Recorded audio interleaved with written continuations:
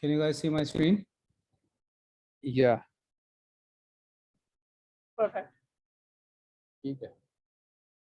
Okay, great. Hi, everyone. If you can hear me, please wave your hands.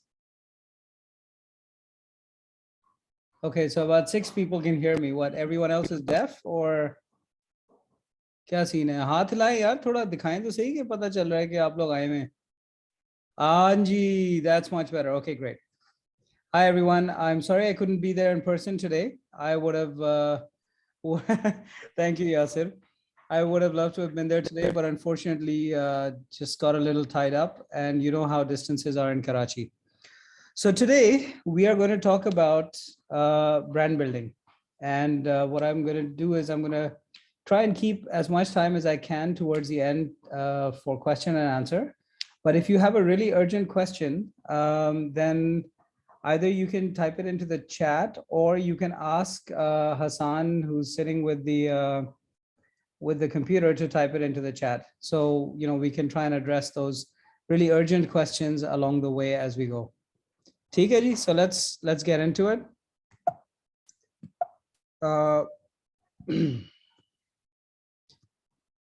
So I think all of you probably intuitively know that brands are not the same as products, but we will define, you know, the difference, and we'll talk a little bit about why that's important.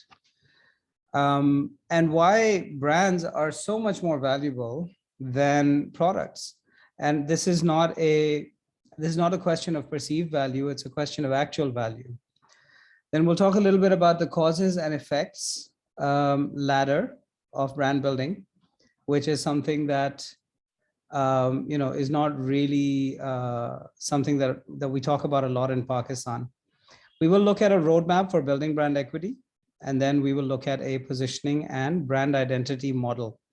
And hopefully, if you get the time and you know, you have the chance to read my book, it will actually give you an insight into how to, so not just the what, but also the how and the why of building a brand identity and positioning model. Tika, everyone good? All right, so why does brand matter? Let's start with that, okay? So this is what we used to call the 4 ladders or the 4 pillars of building a brand. So from a financial perspective, there's a direct correlation between strong brands and stock market performance. So brands that are better branded than others perform better in financial terms, real financial terms, than brands that are not strong. Okay, so if ever someone wants to know why they should, you know, invest in branding, this is the #1 reason, that from a financial perspective, the brand is stronger. Branded companies are stronger than non-branded companies financially. Now, the second layer is the consumer perspective. So the biggest thing about brands is the power to influence emotional decisions, right? Emotional choices. So it means also that consumers are willing to pay more for the branded products than they are for unbranded products. And you know this. Can you imagine walking into a shop and saying, hey, I don't want to pay 20 rupees for Pepsi, I've only got 12. And the guy says, what? He's going to tell you to leave the store because, you know, Pepsi is a brand. They have a fixed price. You want it, you know, take it. You don't have 20 rupees. Please move on. You know, somebody else will buy it. So it's very hard for consumers to negotiate with brands, but mostly they don't want to. They have an emotional connection with brands. Think about your connection to your iPhone or to your, you know, whatever phone of choice you have. If it's something that you really, really love, you're not going to compromise. You don't really care about the price. I mean, there's no other reason that someone would pay 300,000 to 400,000 rupees for an iPhone that probably costs less than 30,000 rupees to manufacture, right? So brands lead to emotional connections with consumers. The third is growth. Strongly branded companies and businesses grow faster generally than unbranded businesses. simply because of the trust factor that people have. They're willing to give it a try. If they see something on television, or they hear it on the radio, or they see it on a, on a digital ad, well, they're much more inclined to have a sort of positive reaction towards it than if they didn't. And the fourth is a cultural perspective. So if brands can become part of the cultural fabric, both internally and externally, if they can create a strong culture, if the company's employees become part of a strong culture, they will become your biggest ambassadors. You will have strong morale, you'll have higher retention, you'll have lower employee turnover. And even when it comes to attracting partnerships, building bridges, if you're a strongly branded business, people will be reaching out to you, not you reaching out to them. I hope that makes sense. Okay, so when I used to work at Careem, we wanted to change the positioning of Careem from a purely functional gaadi wala nizam, which is basically, if there's a Careem around, I'll take it, but if not, I'll just take a taxi or I'll take a rickshaw or something else. We wanted to change this to Careem makes everything easier. If I have to go from point A to point B, I'm going to take a Careem because I don't have to worry about payments. I don't have to worry about giving directions. I can do whatever I want to do in the back of the car and I'm going to be safe. And, I really like the brand. I like what it stands for. If I take a TCF car type, I know that I'm donating money to good causes. When I collect points, I can give them to, to good causes again. So there's a lot of positive associations that we try to build with the Careem brand over time. And you yourself can be the best judge of whether that makes any sense or not. Okay, moving on. Hold on for a second. I just want to check my internet. Bear with me for 1 second. I'm just switching internets, okay?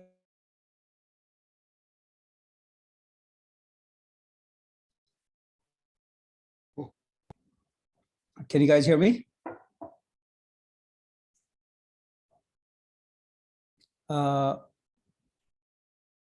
Hassan, आवाज आ रही है?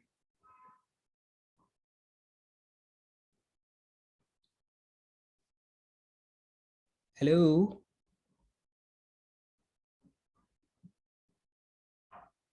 Can any of the participants perhaps?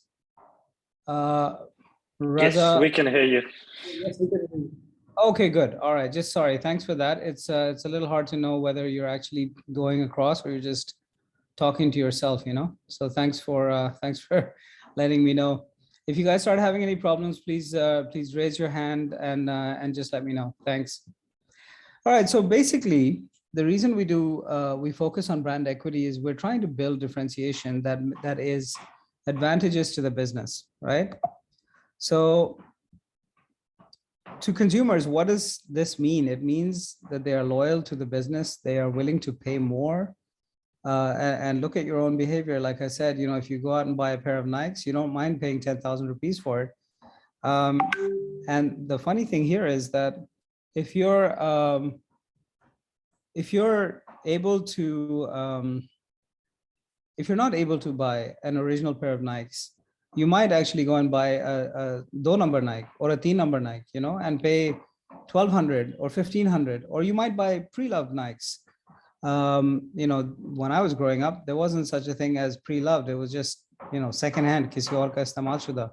But now, there's a whole massive market globally of pre-loved apparel that people are, willing to buy because they're getting original Nikes for a fraction of the price, but they're original Nikes and they have those bragging rights.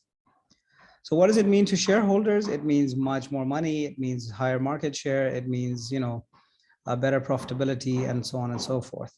But to us, the people who are trying to build brands, who are trying to build businesses, it means a game plan that works. And so if you have a focus on building a brand over time, and if you do it in a structured way, it's it's easier to stay focused, to stay positive, to, you know, focus on what's important and really build a business that works. So in every company, there is this person who I call General Price War. General Price War just wants to cut the price on everything. And many startups are incentivized to do this in the beginning of their journeys, you know, so they give, if you look at rider apps, you know, let's give a subsidy to consumers. Let's give a subsidy to riders, to captains, drivers. And, you know, while that may have been okay back in the good old days when, you know, money was easy and the economy was great, nowadays, it's very, very problematic if you're not building a sustainable business. So if you're relying on someone to come along and fund your working capital needs into the future without any path to profitability or towards having a positive EBITDA, as we say, you're going to be in trouble. In a price war, nobody wins. Uber and Careem cycled their way to the bottom.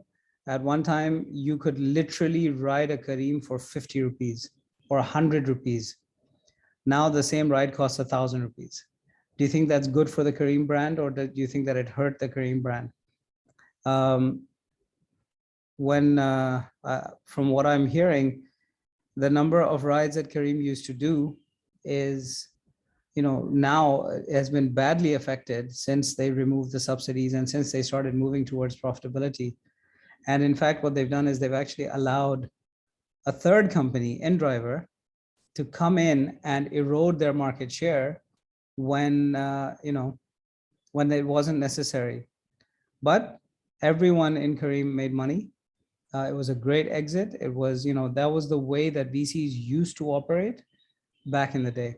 And I'm not talking about, you know, 20 years ago. I'm talking about a year and a half ago, before this global slowdown, before VCs started sitting on, I mean, globally, globally, I think VCs are now sitting on close to $500 billion in what's called dry powder. $500 billion of undeployed funds are sitting and burning a hole in the VCs banks. No VC is happy about funds that haven't been deployed. They want to deploy the funds, but they're being extraordinarily cautious right now. And that is what's causing the global slowdown in startup funding. It's not that the VCs don't have money, it's that they're not deploying it. So my suggestion, my request, my dua would be that if all of you were to start focusing on the brands that you're trying to build, you create greater value for the same amount of investment in what you're doing. So what is the difference between a product and a brand? I know you know this already, but is you know, a can of gourmet soda the same as Coca-Cola? I mean, in terms of product, it might be, but in terms of brand, there is no way that they are the same, right? Similarly, is Uber the same as Careem, even though they provide the same service? Absolutely not. So let me ask you guys a question, and I want you to type it into the chat, or by a show of hands. Let me see if I can get that picture back.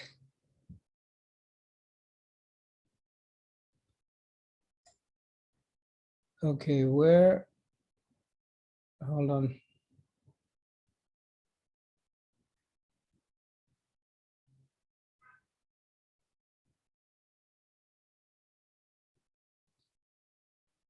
Okay, so sorry. Picture A is of a watch that does only 4 or 5 things. Picture B is of a watch that does everything. It's absolutely incredible. It will literally make breakfast for you in the morning. It's water resistant, it has alarms, it has a chronograph, it has a lap timer, it has a countdown timer, it has everything. Which watch do you want? Participants, can you put it in the chat? NIC Karachi, can you switch on your video for a minute so I can see the room and see what people are voting for?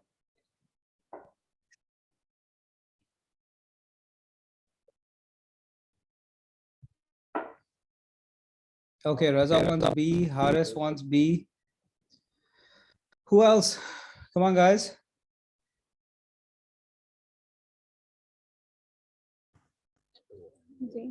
Hello. Yeah. We are switching on the video right now. Okay. Thanks. Yasser says A. Maria says A.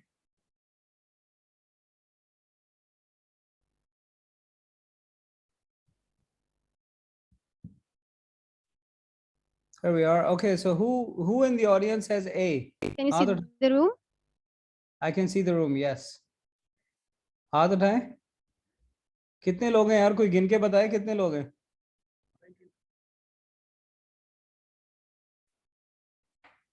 Anyone? I can only see about like 3 hands. How many more are there? There are around 1, 2, 3, 4, 5, 6, 7, 8. Okay, 8 hands. 8 hands for A, and how many for B? 1, 2, 3, 4, 5, 6, 7. Okay, 8 hands for B as well. Wow, that's such a close split. Okay, so let me ask you guys. Now you know that A is actually just a Rolex and B is a Timex. Which one do you want now?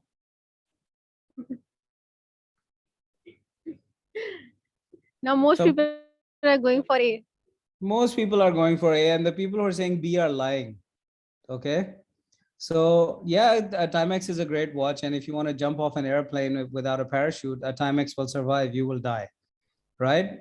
And in terms of telling quality time, a Timex is probably a better watch than a Rolex. But having said that, if someone gives you a Rolex, what does it mean? And versus if someone gives you a Timex, what does it mean?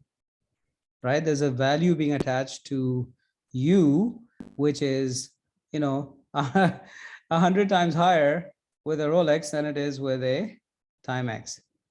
So products and brands are not necessarily interlinked. They're not the same. I hope everyone, understood that. So here's how I look at it. A product is a thing on the shelf, right? It is something that you only think about when you see it. Whereas a brand is an idea in the mind. Okay? So a product is something physical, something maybe tangible, whereas a brand is an idea in the mind. And that's how I differentiate brands and products. So a product or service is in our minds only when we see it, but a brand exists in our mind as a set of ideas and associations. So if hearing the name or seeing the symbol triggers images of in the mind, it's a brand, and if not, it's just a product. Now, for those of you who read my book or who have an intention of reading my book, you need to ask yourself the same question about yourself. So when people think about me, what do they think of?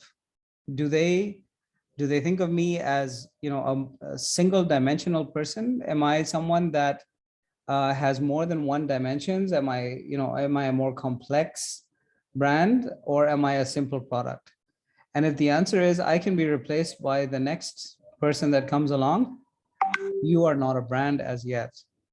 The good news is that you can actually focus on and build your own brand in the same proactive manner that that you do any other science.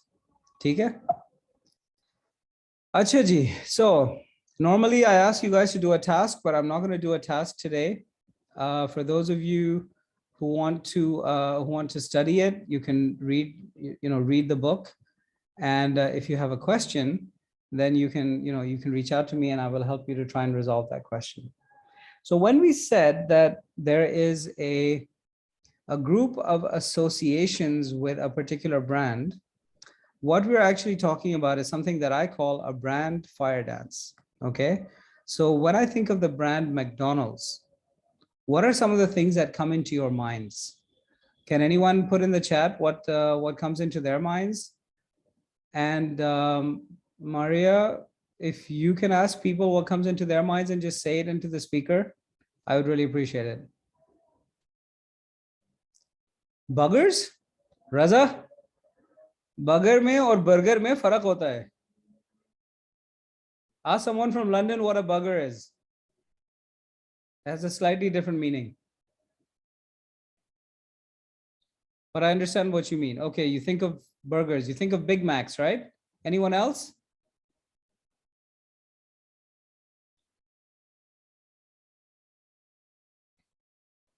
No one can think of anything about McDonald's? Come on, guys. Consistent quality across the globe. That's right. It's all garbage, but it's the same garbage everywhere in the world. 100% agree with you. What else?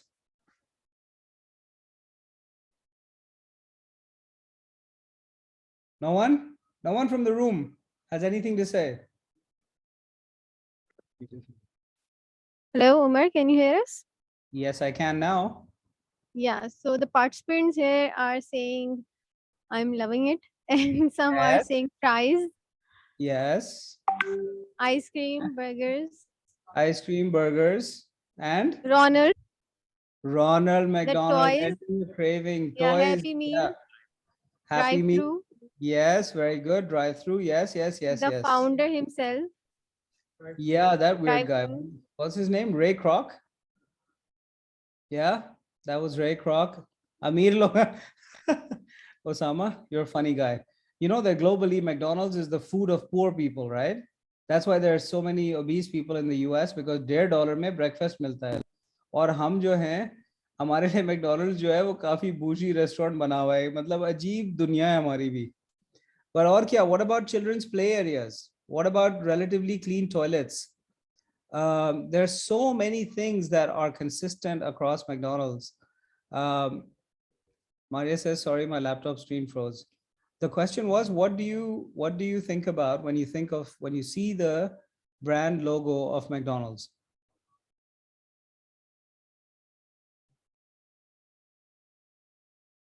Any thoughts, Maria? Sorry, Omar, can you repeat that again? So, what do you think about when you see the McDonald's logo? What are some of the things that come into your mind?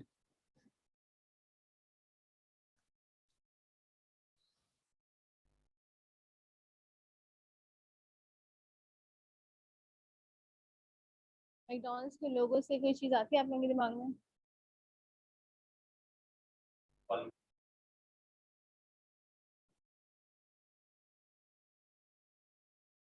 Anyone?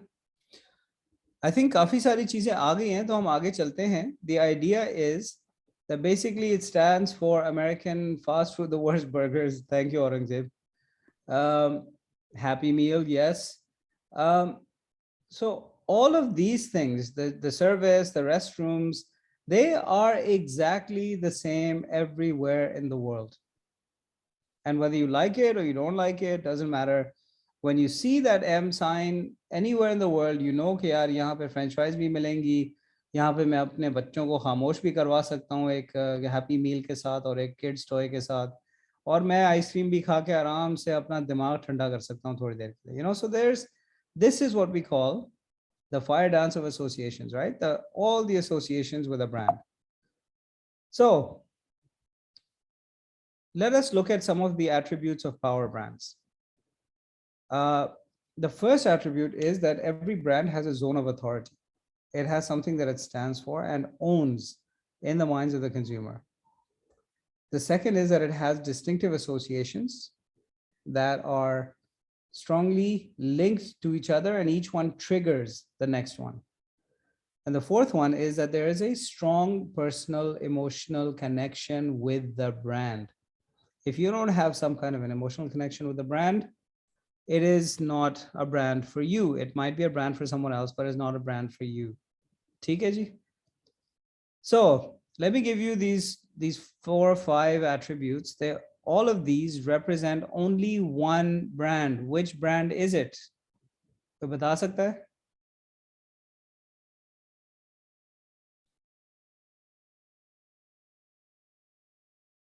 Anyone?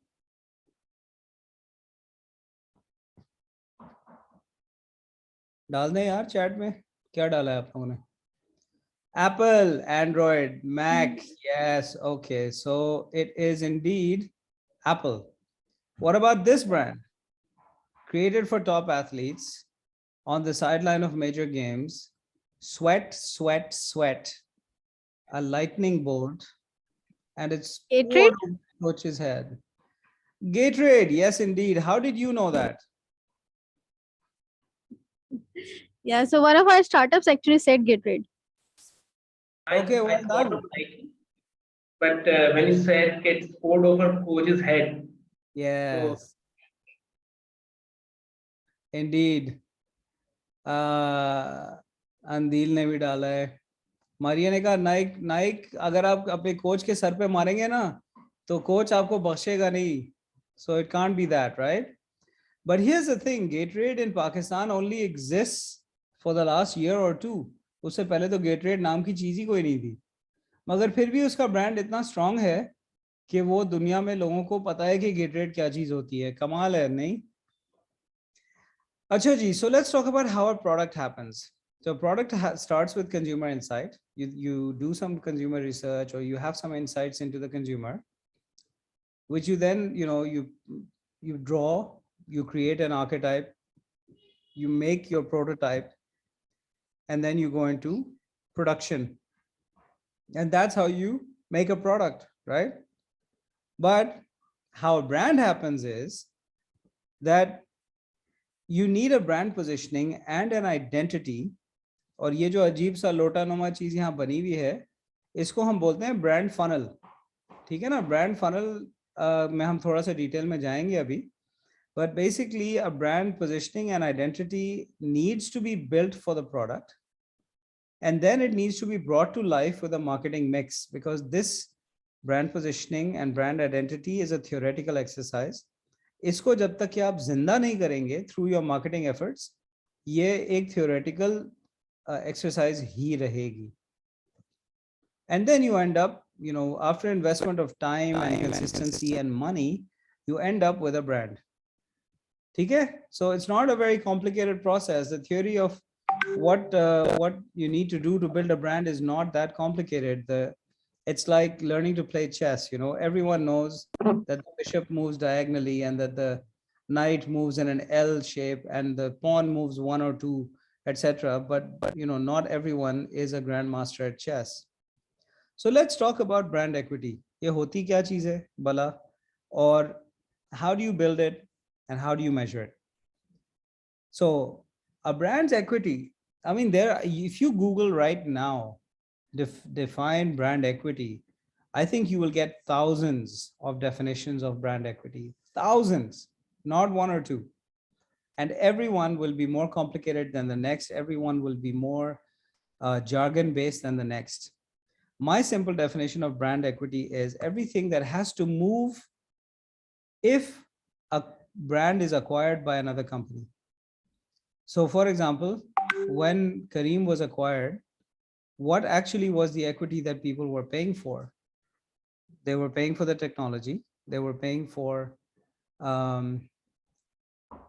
what else? They were paying for customers. They were paying for data. They were paying for the captain fleet that we had and the relationship that consumers had with their brands. And Uber was never able to beat Careem in the brand war. In this region, Careem became a much loved brand, whereas Uber remained a black box, right? So if you think of it in those terms, do you remember that about 15 years ago, Marvel was acquired by Disney, right? All of you know the Marvel character universe, MCU. Can anyone tell me why Disney paid, at that time, I think it was like $20 billion. Why did they pay $20 billion to buy a bunch of cartoons? Anyone? Any thoughts?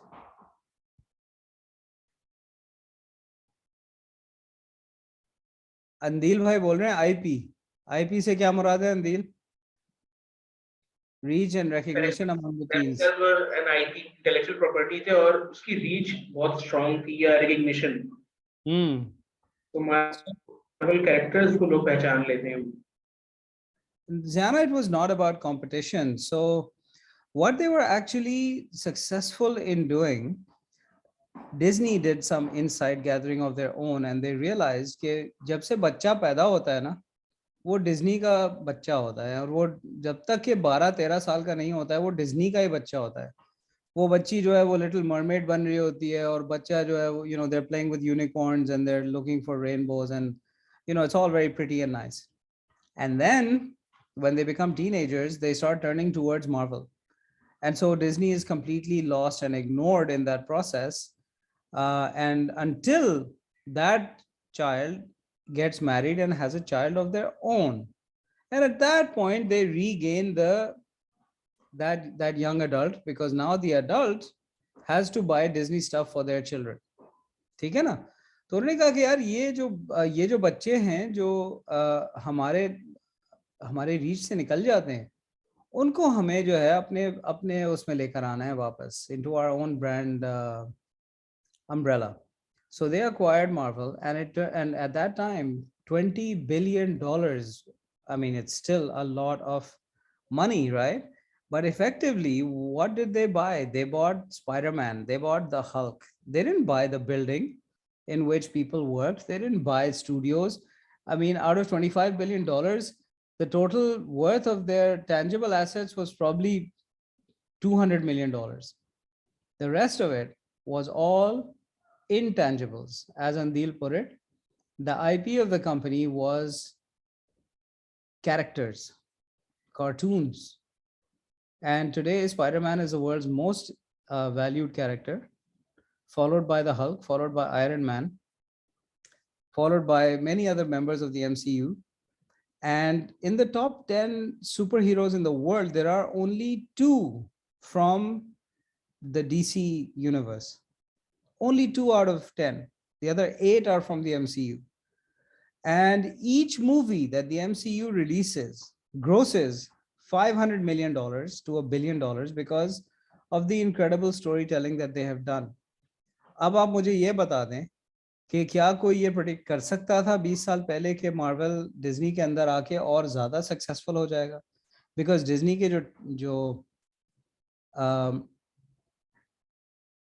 क्या बोलते हैं animation skills और artist और studios और story tellers की जो lineup है that was amazing. So they just married these 2 completely different brands and they ended up with an absolutely incredible outcome for both companies.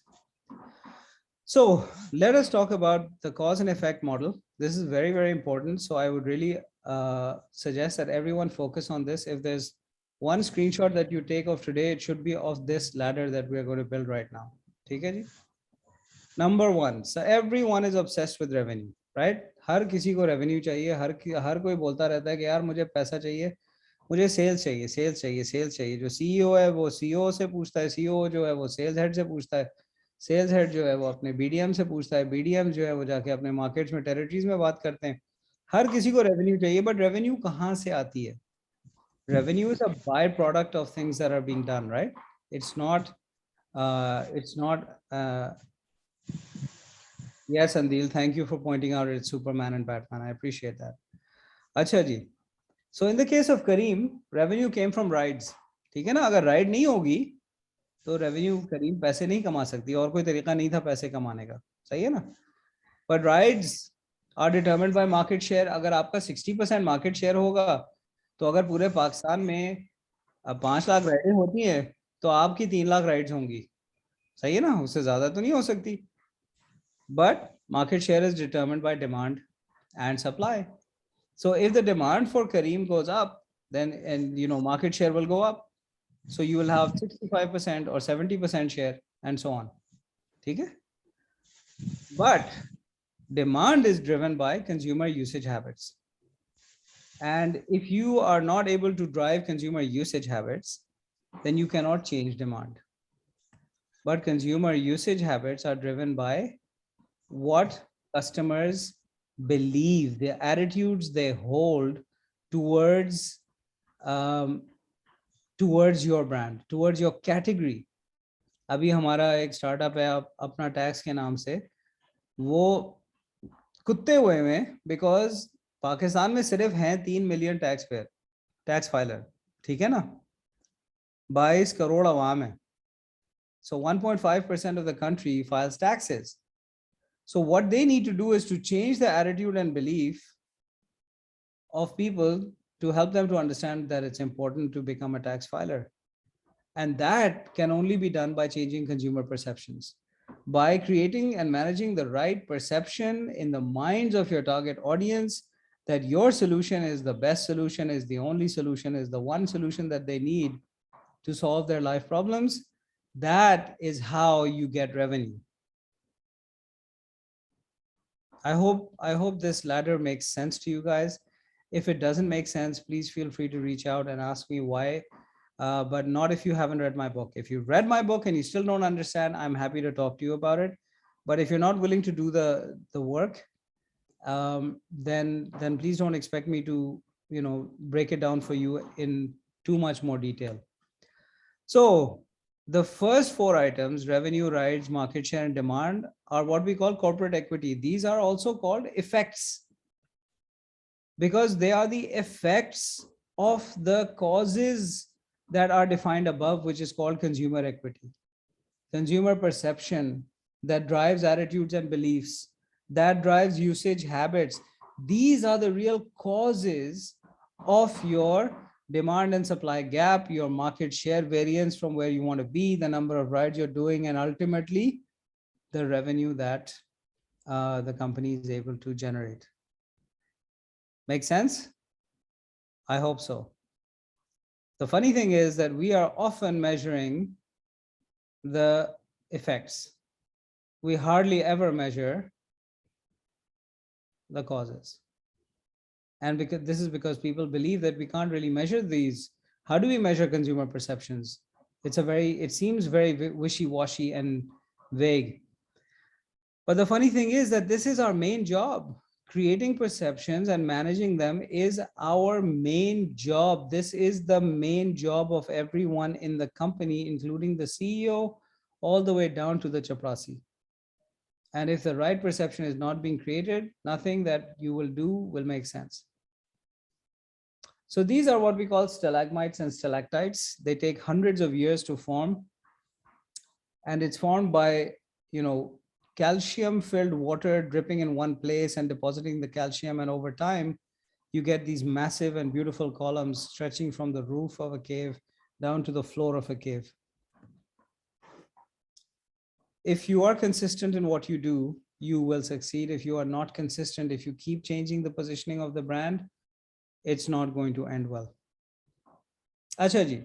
So remember we said all of this starts with consumer insight, finding out, what is the road to equity. So let's start with consumer insight. The second thing we talked about is a brand perception plan. And the third thing we talked about was the marketing plan. So now let's quickly dive into how consumers think about brands. So there are 6 pieces in a brand funnel. So the bottom of the funnel is where we start, which is called the brand capsule. And I will help you to define this in a minute, but basically a brand capsule is those 3-4 words that a consumer believes about your brand. It's at the top of their mind, right? So, you'll be able to think of brand capsules when I show you examples in a minute, but that's what a brand capsule is. And this comes out from what we call the brand positioning or the competitive positioning. So the positioning is where you differentiate yourself from your competition and you make sure that your brand capsule is unique and differentiated. Then at the top, you can see there's product, which are the tangibles of your brand, the colors, the signs, the symbols, the product itself. The heritage, which is where the brand comes from, why are you in this space, why do you have permission to talk to consumers about this particular area, and so on.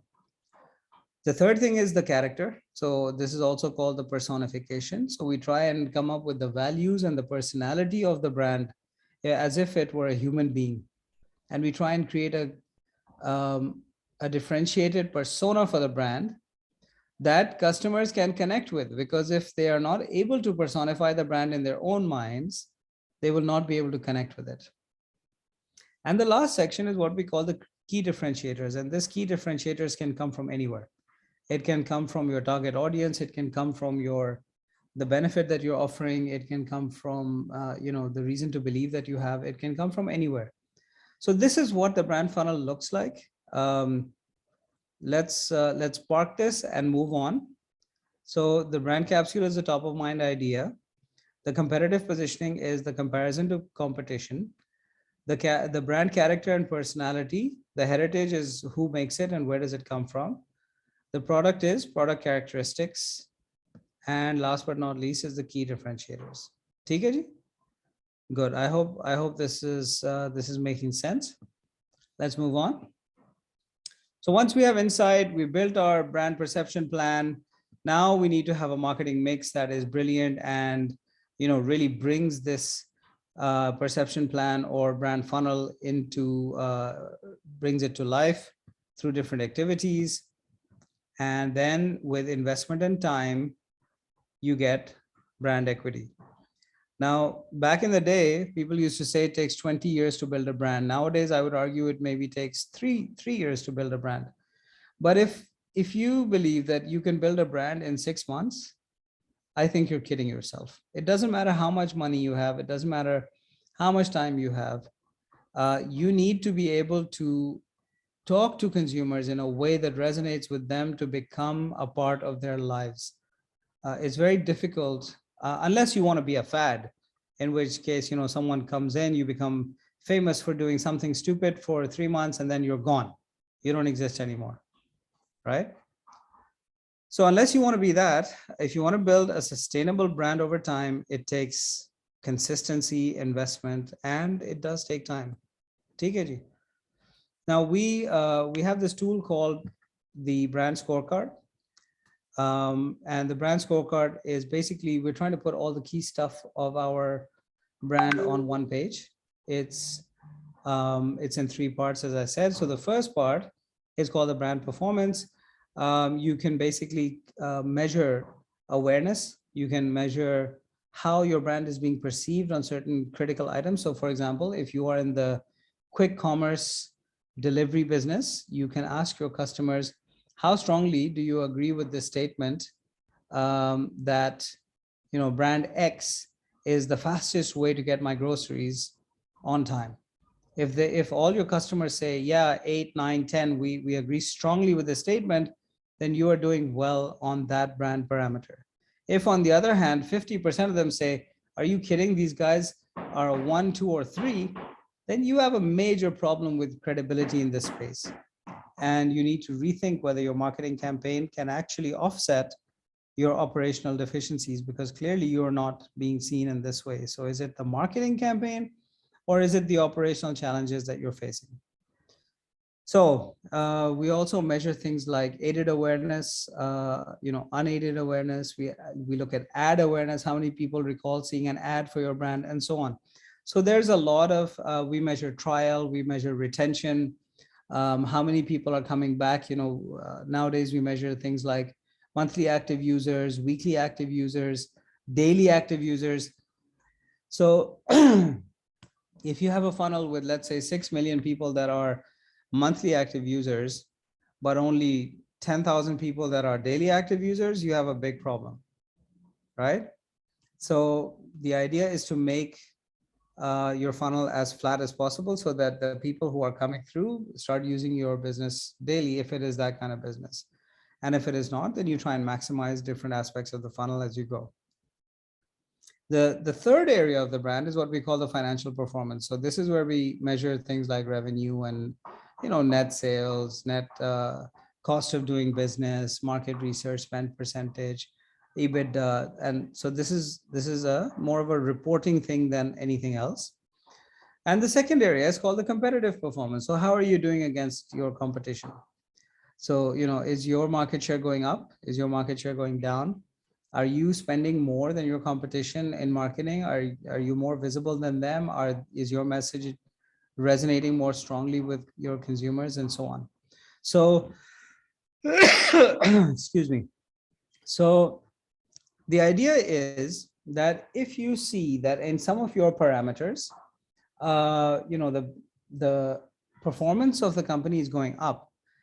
So for example, if you are like taking forward the quick commerce example, if you see that the number of people who agree with you that you are the fastest and best solution to their their quick commerce needs is going up, right? This number is going up. So, you know, 6 months ago, it was 4 out of 10 people agreed with this. Then it became 6 out of 10. Now it's 7 out of 10. And at the same time, you see your revenue going up. You see your, you know, retention numbers going up. You see your customer loyalty going up. You know, and obviously then your revenue will also be going up. You know that this is an important metric for you to continue measuring. So you keep doing the research, keep asking consumers this question. And for those of you who are not familiar with research, you know, it doesn't have to be very expensive. It doesn't have to be a very painful process, but getting, you know, one of the most basic form of research is ratings. How was your last experience on a scale of 1 to 5? Was it positive? Was it negative? So, you know, there's a lot to be said for this process. Again, study it, think about it. If you need help with it, let me know, and you know, we can try and help you to build your own brand scorecard. Okay. Now, before we, just a quick reminder, this is what the road to equity looks like. So let's start with consumers and categories.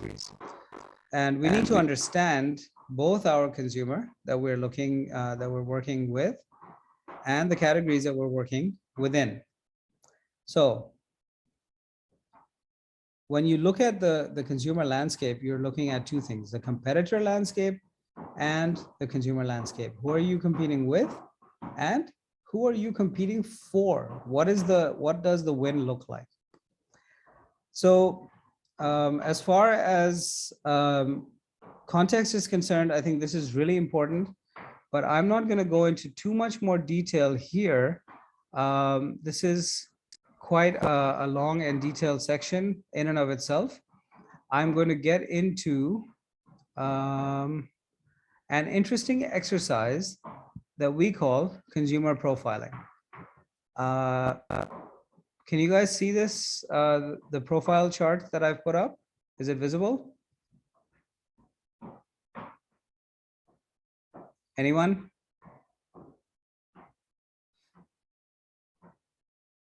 Okay, thank you, Jana.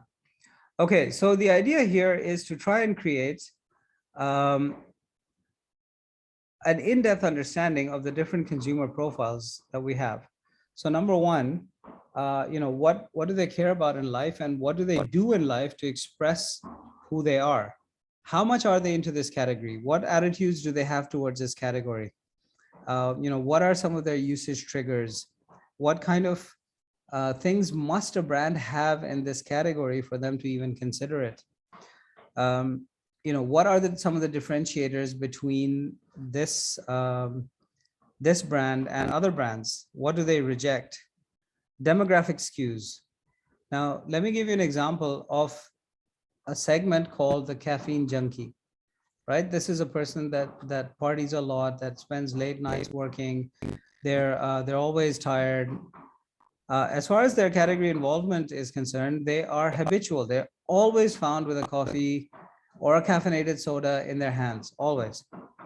And why? How important is coffee for them? It's a must. They cannot function without coffee. If they're awake, they want coffee, right? It needs to have high caffeine content. What is their competition? The, you know, Red Bull, Jolt, Water Joe, Mountain Dew. These are brands that, you know, coffee generally doesn't seem to compete with, right? Mountain Dew and coffee, two completely different things. But if you go into the underlying insight, you realize that the person is looking for energy. And, you know, one way is to get it through a hot beverage like coffee, and the other way is to get it through a cold beverage like Mountain Dew. So, you know, once you start getting into it, you look at their category consumption, you realize that it's only 15% of the population that this particular cohort represents, but they represent almost half the caffeine consumption in the category, which is insane. Now, if your messaging is not talking to them and you are a coffee brand, you're losing out on a massive opportunity. So that is the purpose of doing this exercise. And I'm hopeful that you'll be able to do this exercise on your own and see what kind of cohorts you can develop for your business, to see what kind of different opportunities exist for target audience definition. Okay, so I need to take a 5-minute nature break, and then we get into the brand positioning and identity. Is that okay for everyone? I'm just going to quickly say namaz and I'll be right back. तो बस मुझे 5 minute दें, मैं वापस आ रहा हूँ. Thank you guys. Thanks for your patience.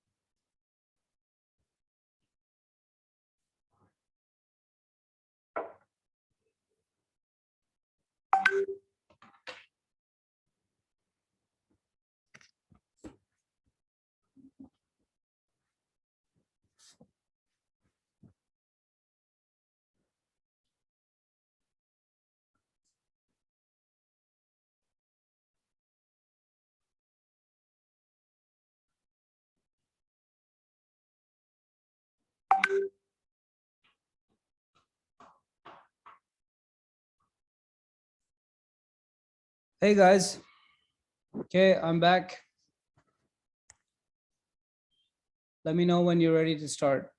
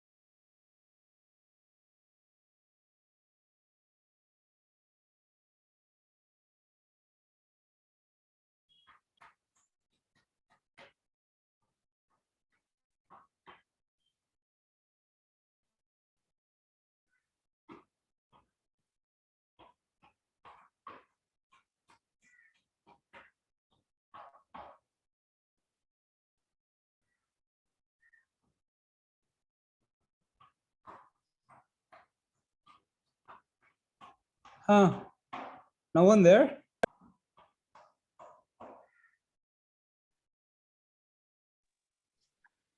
All ears, Omar. Who all is there, man? I saw an empty room just now.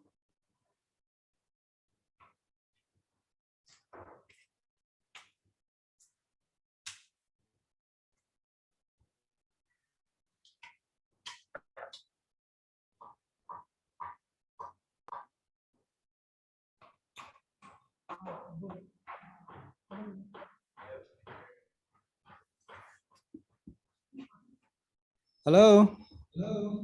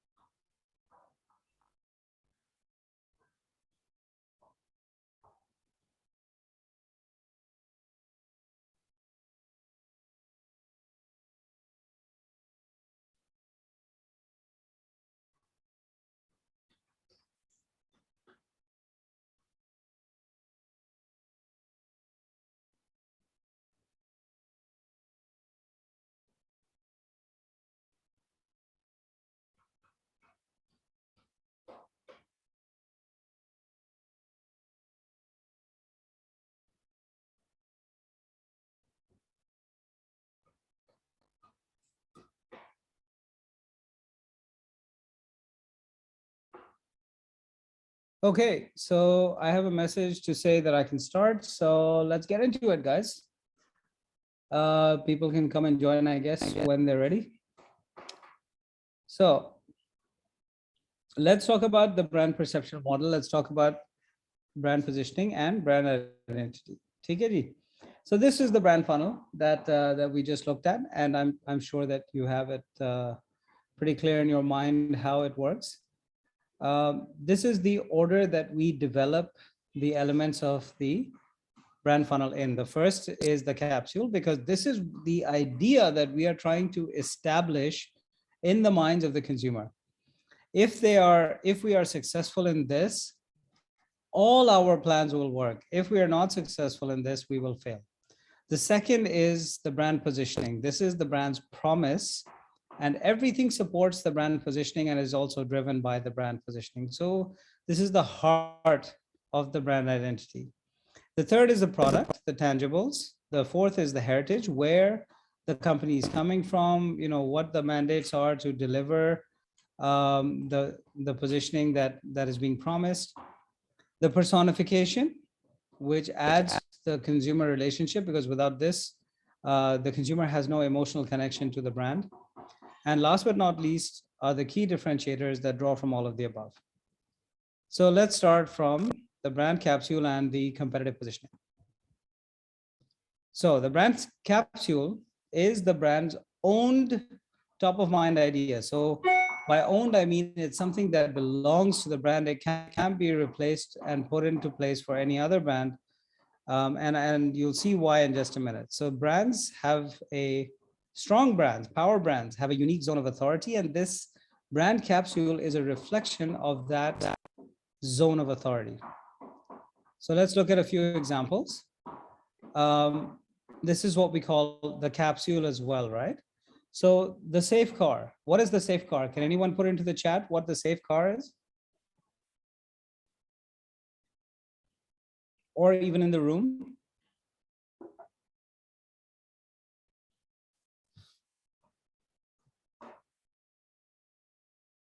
Hello, anyone?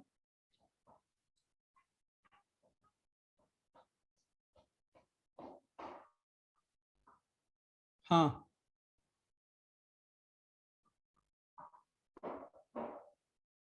No one is willing to guess what the safe car is. You are willing to guess? Okay. Can you get up to the mic or type it into the chat?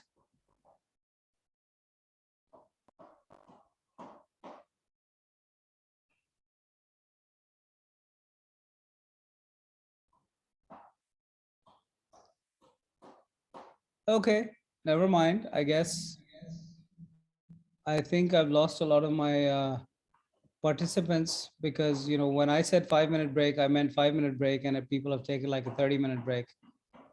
Okay, Ask Bhai says no idea. Okay, chalo, this is better than zero response altogether. Thank you, Riyas. So Volvo is globally recognized as a safe car. Now, that's not to say, for example, that Corolla is not a safe car, or Civic is not a safe car, or Sonata is not a safe car, or any other car is not safe. What it means is that Volvo owns the safe car capsule in the world, and they've owned it for 50 years. And that's something that no other car manufacturer has really tried to take away from them, because it's impossible. They are not credible in that space. The pen that says I'm a success. Any ideas? Any ideas on what is the pen that marks you out for a success?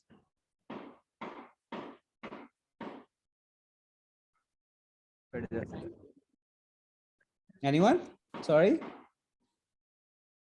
Parker, Parker. No, it's not Parker.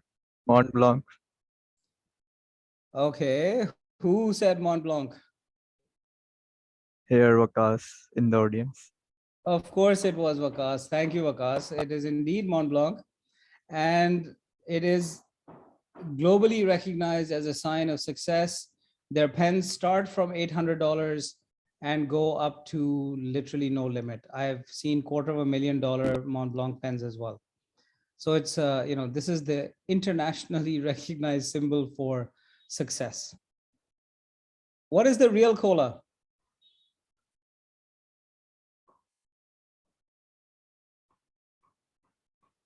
Anyone?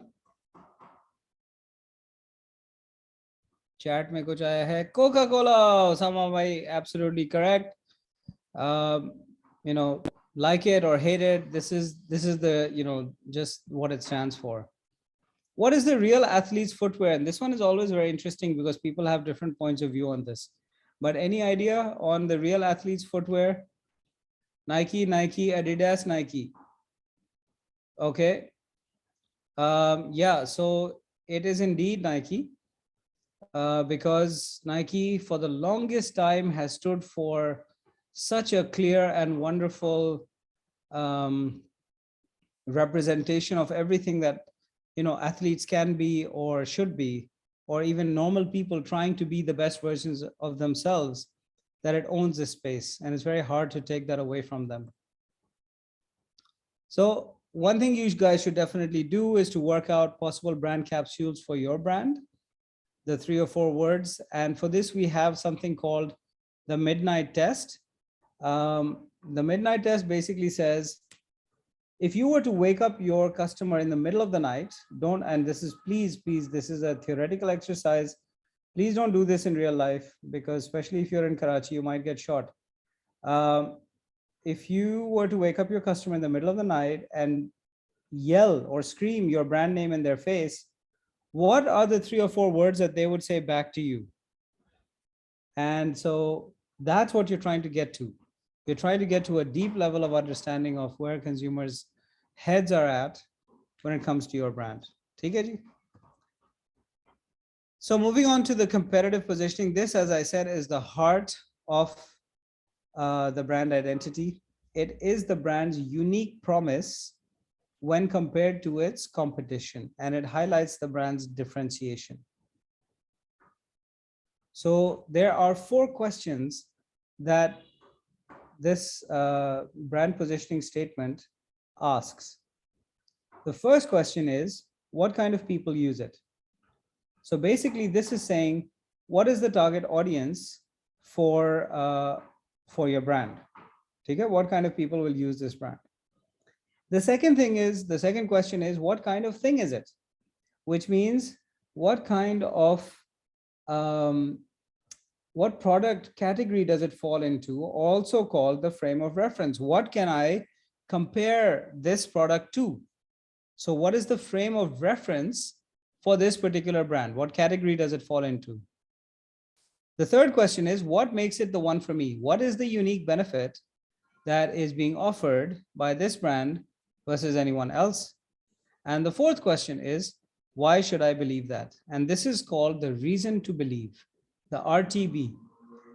Why should I believe the benefit that you're offering me, right? What is credible about it, and why should I believe that? So if you can write a brand positioning statement that says, that looks like this. This is the format. To this target audience, or to this core target, brand X is the whatever, the, is a drink, is a, is a type of computer, is a cell phone, is a whatever category of reference you want to give it, that provides a particular own benefit. Because of this reason to believe, then you have built yourself a brand positioning statement. Okay? So there are multiple positioning examples, but this is one that I'll share with you. For those who do creative things with computers, so you see how here they are not defining the target audience in terms of demographics. They're defining the target audience in terms of psychographics, attitudes and beliefs, because remember, attitudes and beliefs drive, perceptions drive attitudes and beliefs, which drive, end results. So for those who do creative things with computers, now, most people would like to say, oh, I like to do creative things with computers. What brand is the computer brand? So they've defined the category as the computer brand. That is their creative partner, and that's the benefit. They're not selling, has a 20-hour battery life. They're not selling has 8 GB RAM. They're just saying it's their creative partner, which is an emotional benefit. It's not a functional benefit at all, because it's easy to use and very, very cool. What brand is this? Anyone?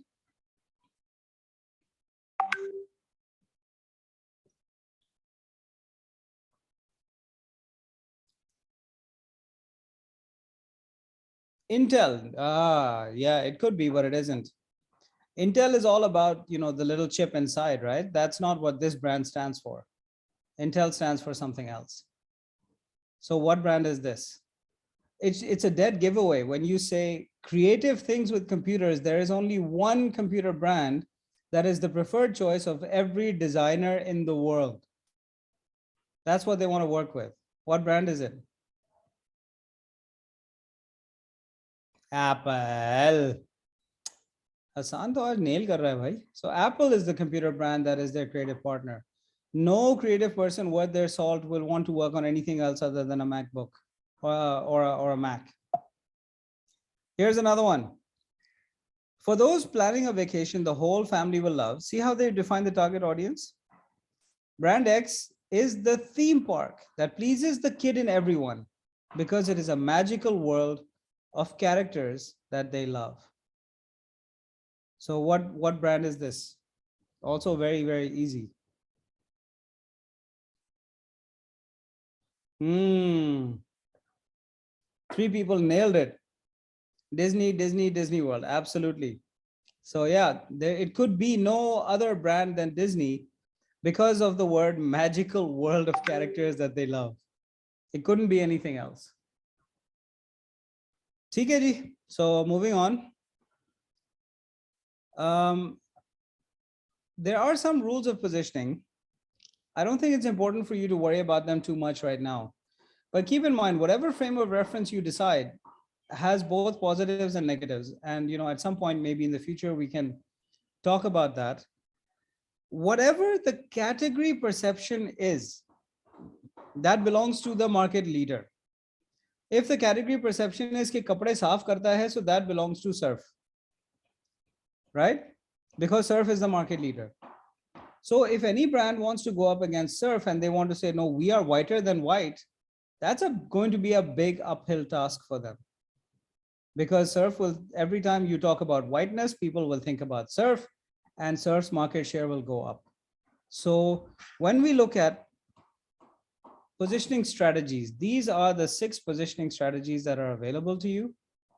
And this will be, this is where we're going to close our conversation for today. Number 1 is remain the leader. If you are the market leader, please, please, please continue to be the market leader. Act, behave as though you are the market leader.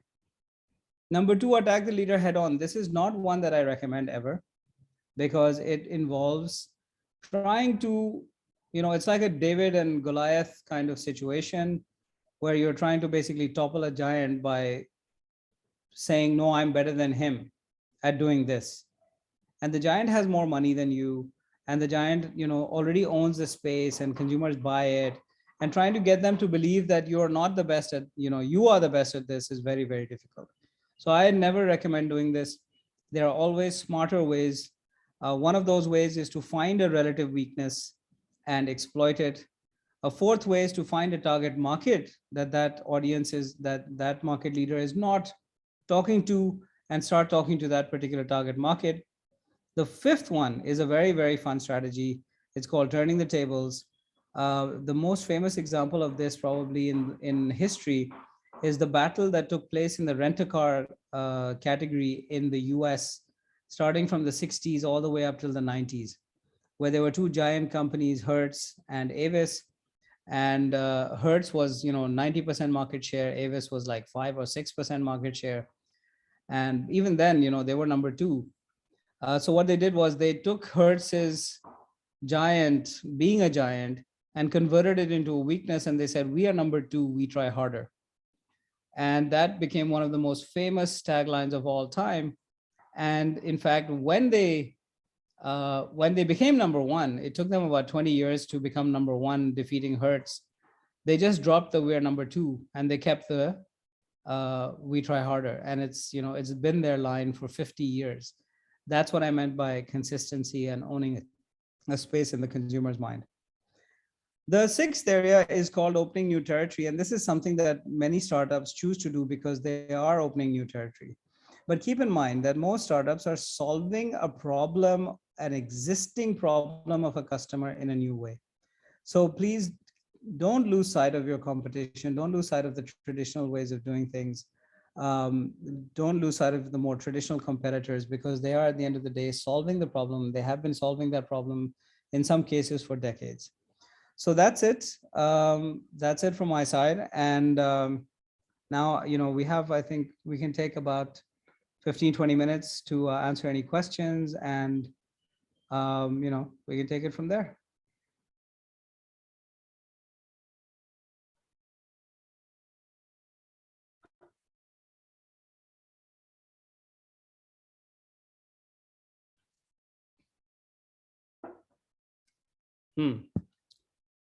Well, it's always a good sign when there are no questions. It means that the audience is asleep.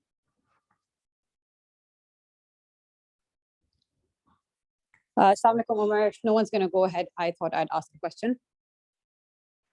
Hi.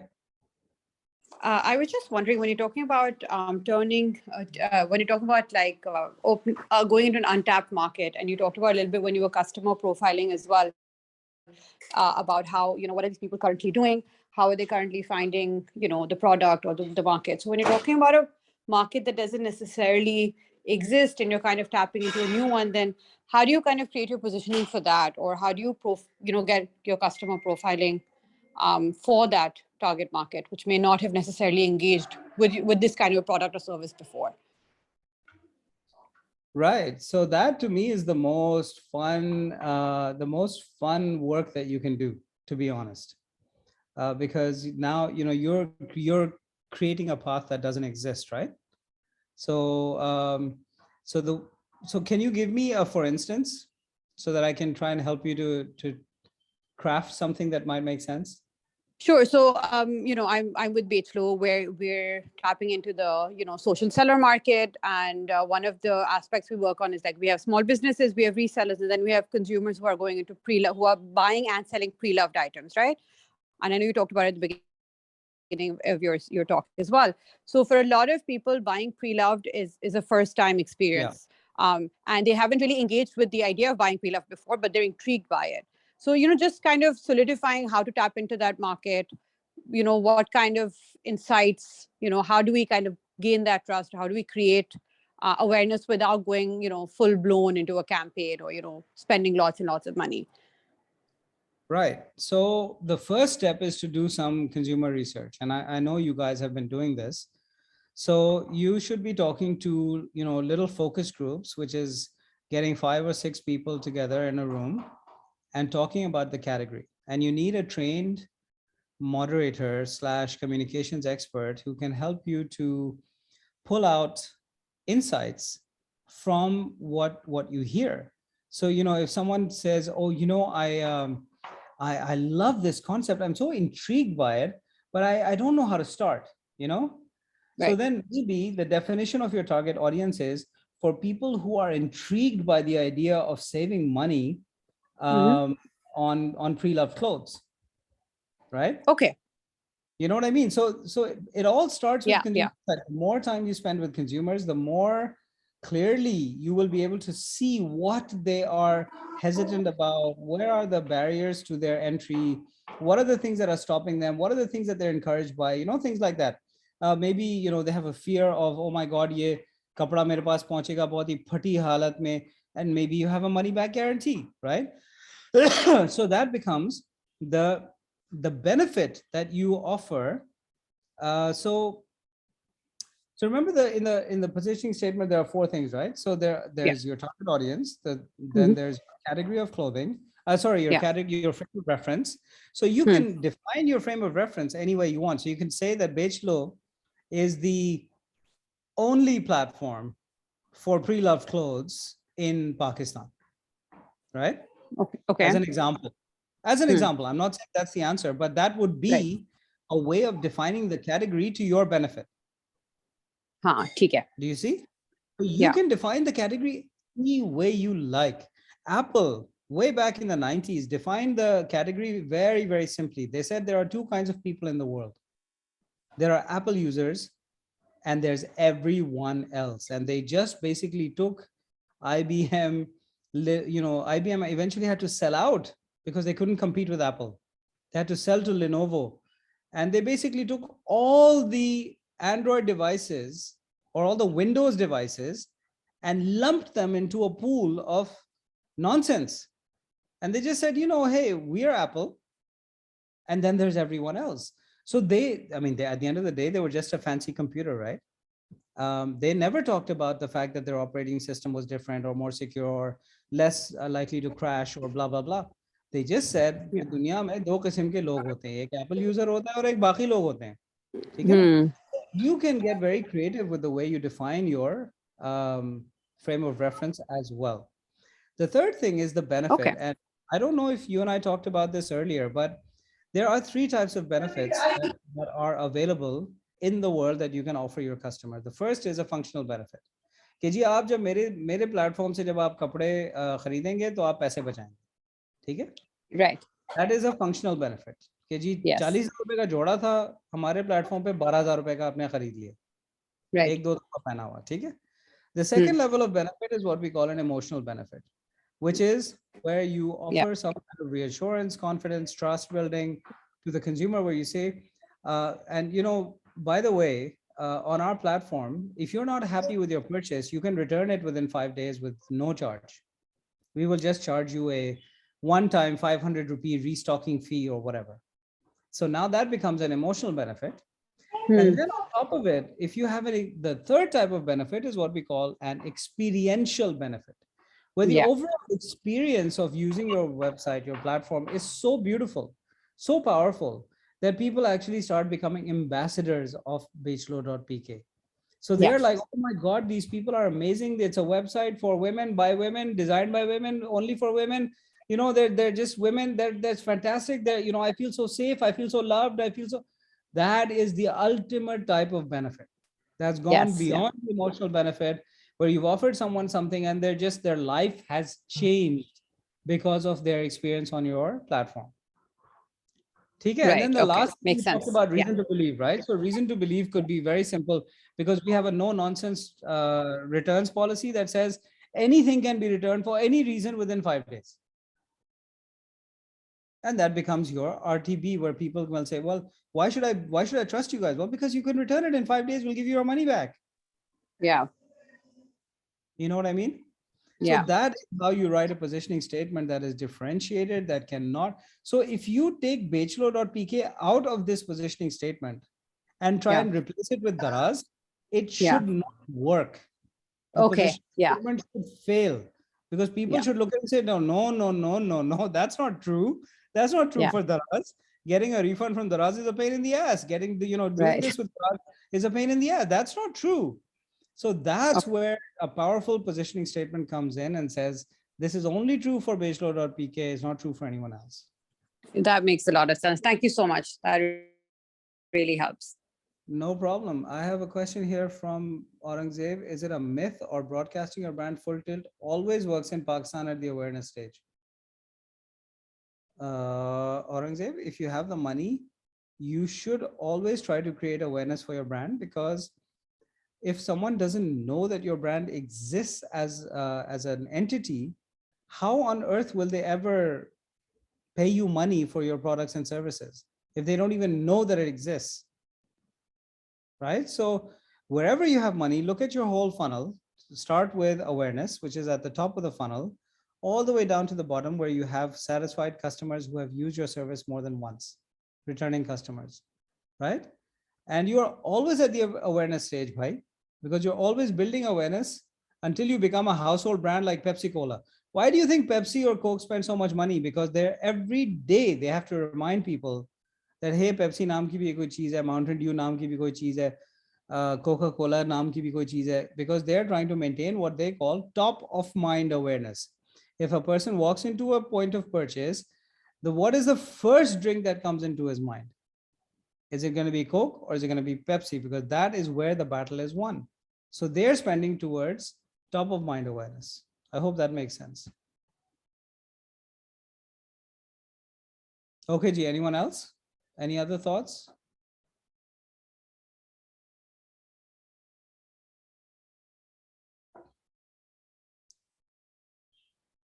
Ali, Osama, Raza, Malaika, Gayas, Amreen, Maria, anyone else in the room?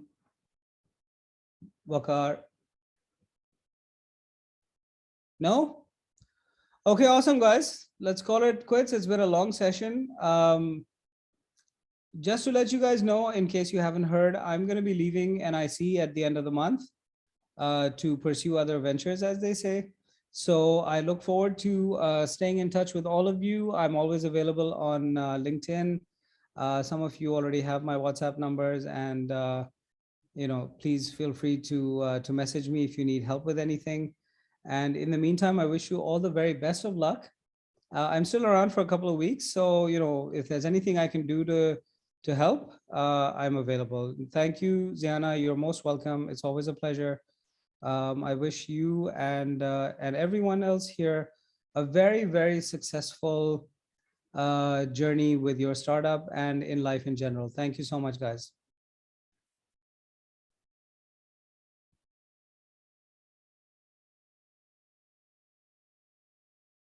Allah Hafiz. Allah Hafiz. Allah Hafiz. Thank you.